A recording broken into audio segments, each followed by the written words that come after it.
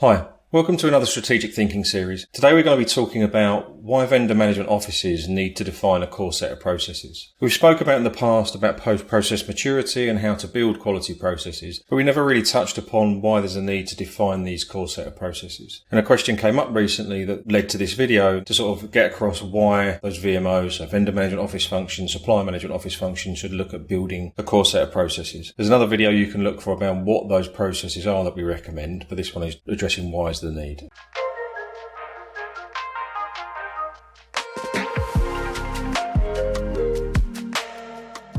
So first off, what's a core set of process fundamental to? So the reason we need to define these core set of processes is mainly consistency. So consistency of approach. Everyone's doing it the same. Everyone's doing it via the same methodology. That means you get this centralized way of then controlling quality. So if you consistently approach something time after time, you then have the ability to baseline against quality, what that quality looks like, and then over time improve that. They're fundamental to outcomes. So if you're looking for a goal, specifically an objective, the reason to define a core process is to then look at working in reverse, really, is look at what you want to achieve from it, what the outcomes of that process need to be, look at that and then build the process based on that backwards to the beginning to lead to that outcome and what you need at the right level of quality, as we said before. It also provides clarity, which then links into the other thing around consistency. It provides clarity of operations different from consistency. Consistency is the same thing over and over again. Clarity is providing those that will use the process an ability to hit consistency, to hit a level of quality, and to hit the outcomes as defined and as required.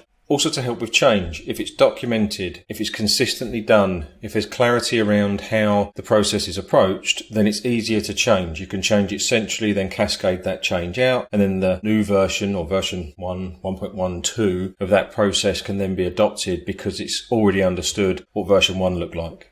Compliance. So internal compliance, external compliance, regulated industries. Back to the piece around the outcomes, compliance and regulation ask for a specific outcome typically or to address a specific point. So by defining a process, there's a fundamental part that says to achieve compliance, it needs to be done with all the things we've said before, consistently, quality, outcome, clarity, and the ability to change as that regulation changes over time. And the inverse of that, to hit a level of compliance, is then to have it auditable. All the above points again, if we understand where it's done, how it's done, what the outcomes are, the ability to then audit that becomes infinitely easier to do. And then ultimately to reduce risk, right? So reduce risk and the chance of failure. If everyone does something in different ways, how they like to do it, there's a lot more risk involved and there's a lot less assurance on the quality. And thus if the quality is down, then there's an increased risk that that process itself will fail and not deliver the expected outcome. So that's core processes, what they're fundamental to.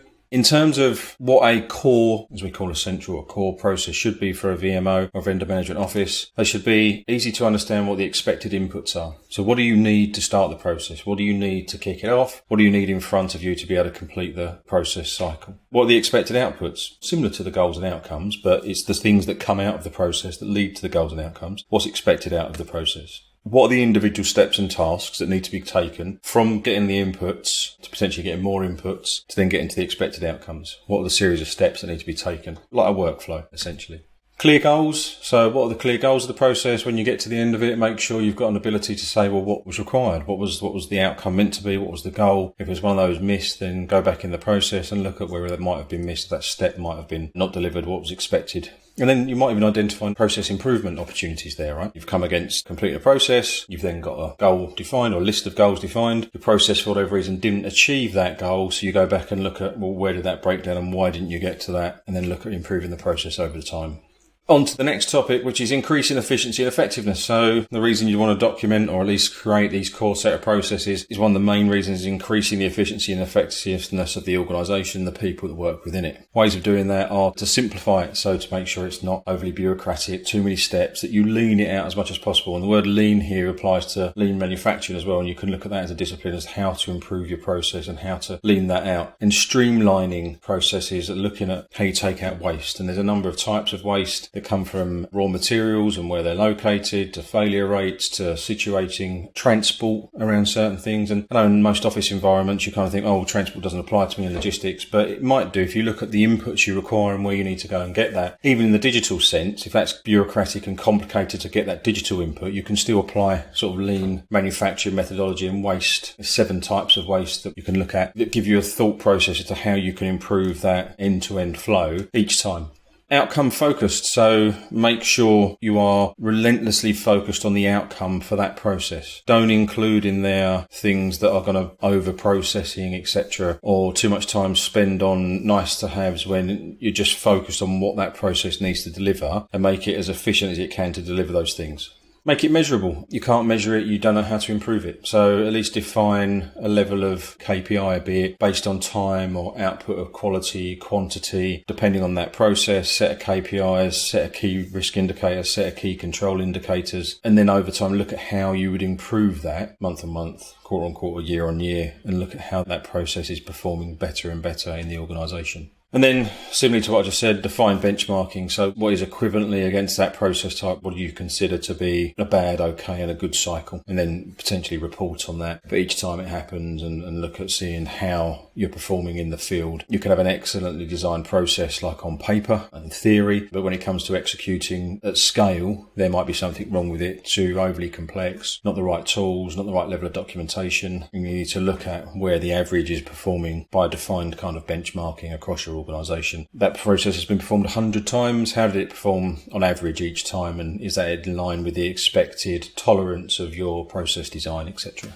How do we help with orders and sequencing, etc.? In this case, you've got structured steps. So make sure the process has got easy to consume, easy to understand, not overly verbose or bureaucratic single steps in it. If it's like a few steps in the process, and people might go, well, there's only a few steps and it's easy. But if those steps are really complex, really detailed, really hard to get through, there's a chance that the process won't be completed. So break it down into small, manageable chunks and structured steps. Document that order. Make sure that there is a implementation advice against the workflow, against sort of key points of it or key points where it can break and deviate and the reasons it can deviate. Make sure that implementation advice is there against that workflow. Provide templates and checklists that can be populated. Templates and checklists are a really easy way to make sure that you're getting the right level of quantity and the operators are following that process as it's been designed and how it's been designed. And also on the back end of that, provide examples, because the examples really help with the quality bar. So you have a template which is typically blank. There's a series of boxes or steps that you kind of check as you go along, but that doesn't ever give you any kind of level of quality and how much someone should put into each step. So someone might write a sentence against that part of the template when you might want a paragraph. If you provide an example, you can say, look, this is the ideal amount of text you need to write or feedback or update on for this part of the process. And if you do that, the quality will be a lot better.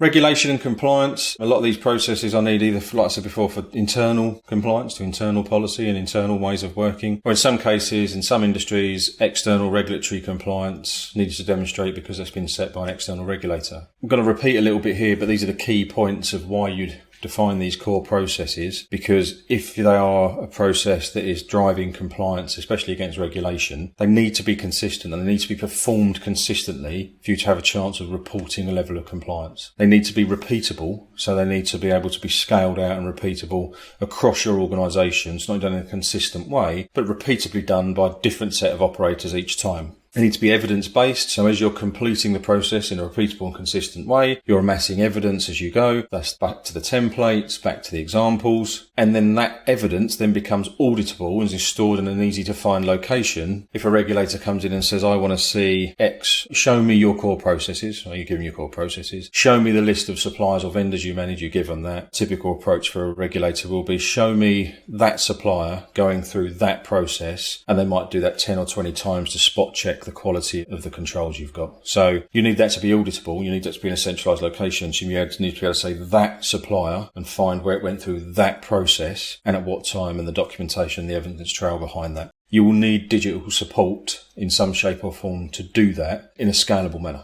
So at scale and at volume, you'll need some digital platform help to do that. And ultimately what this is gearing up to is something that I'm aware of the regulators use as a term that I've been familiar with for sort of 10, 15 years, is that you can demonstrate reasonable steps.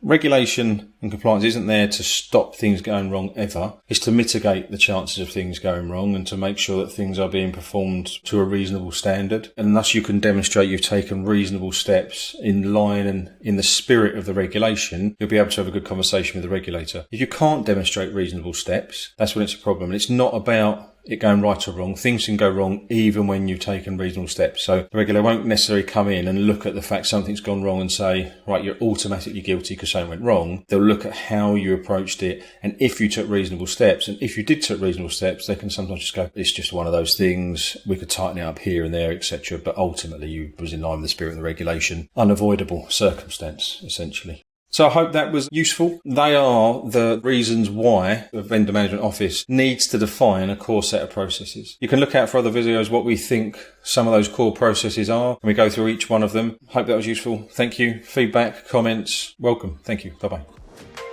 To keep up with the latest Brooklyn vendor assurance news, subscribe here and follow us on LinkedIn and Twitter. Links in the description below.